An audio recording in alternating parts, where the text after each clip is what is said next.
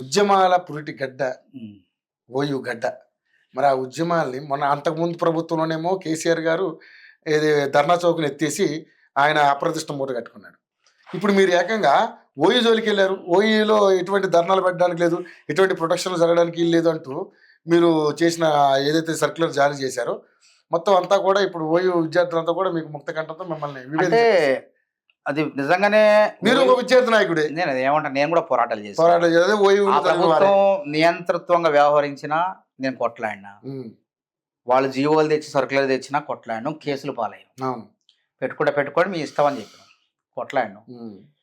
కానీ ఇది జీవో రాష్ట్ర ప్రభుత్వం తీసుకొచ్చినట్లయితే రాష్ట్ర వ్యాప్తంగా ఉండేది. మరి మిగతా యూనివర్సిటీలు ఎందుకు సర్క్యులర్ రాలేదు? మిగతా యూనివర్సిటీలు రావాలి కదా, రాష్ట్ర వ్యాప్తంగా రావాలి, ఉన్నత విద్యా మండలి ప్రవేశపెట్టాలి. కక్ష కాదు, యూనివర్సిటీస్ అటానమస్ గా స్వయం ప్రతిపత్తిగా ఉండాలని చెప్పేసి ముఖ్యమంత్రి గారు రాజకీయాలకు సంబంధం లేని విద్యావేత్తలనే, ఇప్పుడున్న విసి కుమార్ గారు కూడా ఒక మంచి విద్యావేత్త, ఆయన ఇంజనీరింగ్ లో ఆయన నిష్ణాతుడు, ఆయన రాజకీయాలు తెలియదు, ఆయన కూడా ఊహించాడు, ఆయనకు ఆ పదవి వచ్చిందంటే ఆయనే ఊహించాడు. కాబట్టి విద్యా వ్యవస్థ ఎట్లుండాలి, ఏ విధంగా ఉండాలి అని చెప్పేసి అక్కడ వారు నిర్ణయం తీసుకున్నారు. అంతేకాదు ప్రభుత్వానికి ఆపాదించినట్లయితే ప్రభుత్వం మొత్తం యూనివర్సిటీలు తీసుకురావాలా, అన్ని విద్యా సంస్థల్లో ఇది తీసుకురావాలా? ఇవన్నీ ముఖ్యమంత్రి గారికి ఏం తెలుస్తాయి?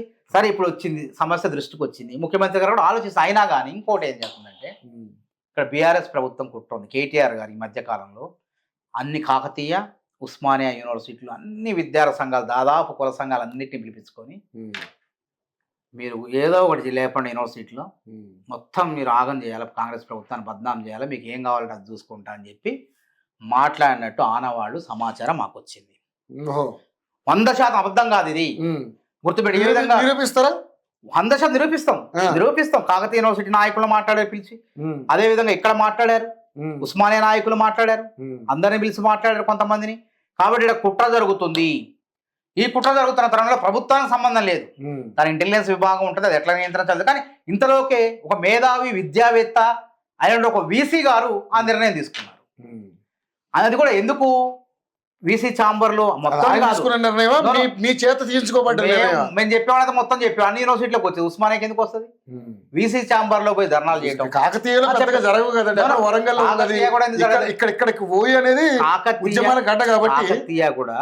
కాకతీయ కూడా ఉద్యమ మంచి నేపథ్యం ఉంది అక్కడ కూడా. అయితే ఇక్కడ కొంతమంది పోయి లోపల పోయి ధర్నాలు చేయడం, కూర్చోవటం, అర్ధరాత్రులు కూర్చోవటం, దీనివల్ల వీసీ గారు ఆయన ఒక విద్యావేత్త కాబట్టి ఆ విధంగా నిర్ణయం తీసుకోవచ్చు. పూర్తిగా మేమేం చేస్తున్నాం, మా ప్రభుత్వం చేతిలో పెట్టుకోవాలి. అందుకే ప్రభుత్వం చెప్తే డూడు బసవన్నల్ని మేము ఆడ పెట్టుకోవాలి, చదువు రాని వాళ్ళని ఆడ వీసీలకు పెట్టాలి, చదువు వచ్చిన వాళ్ళని సక్ర. ఈ వీసీ అంటే యూనివర్సిటీ పాలకుడు కదా, విద్యా యొక్క వ్యవస్థను కాపాడేటువంటి విద్యా. ఉస్మానియా యూనివర్సిటీ గ్రేడింగ్ పడిపోయింది, కాకతీయ గ్రేడింగ్ పడిపోయింది. ఆ గ్రేడింగ్ పెంచేటువంటి వాళ్ళని ఏ విధంగా పెంచుతారో పెంచండి అని చెప్పి వాళ్ళ వీసీలు నియమించారు. ఇంతలోకి ఈ జీవో తీశారు. కాబట్టి ఇందులో మంచి ఉంది, కొంత ఇబ్బంది ఉంది. కాబట్టి మనం విద్యార్థులను ఏం కోరుతున్నాం అర్థం చేసుకోండి, మిమ్మల్ని ఎవరు కూడా ఆపరు. కాకపోతే కొంత నిబంధన అనేది కొంతమంది శృతి మించి చేస్తారు, కావాలని ఎవరైతే చేశారో అట్లాంటి వాళ్ళ కోసం ఆ జీవో.